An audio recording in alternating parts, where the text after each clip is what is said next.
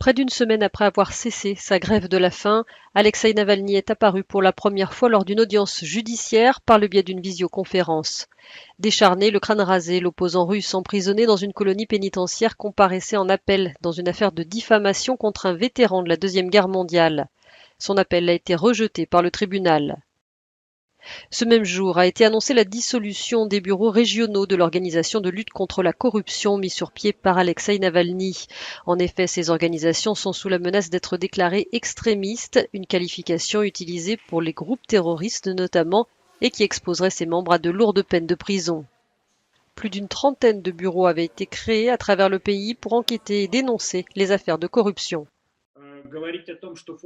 Dire que la Fondation anticorruption est une organisation extrémiste revient à dire que la lutte contre la corruption porte désormais atteinte à la sécurité de l'État russe, a réagi Ivan Pavlov, avocat au FBK.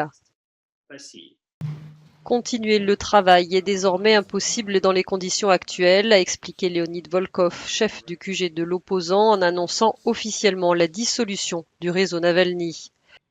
Tout notre travail et tout votre soutien n'ont pas été vains, a-t-il fait savoir. Nous avons semé des graines de liberté dans toute la Russie, elles vont germer, a-t-il dit. Il n'y a plus de réseau Navalny, mais il y a des dizaines de politiciens régionaux, des organisations politiques et indépendantes qui s'occuperont des enquêtes et des élections.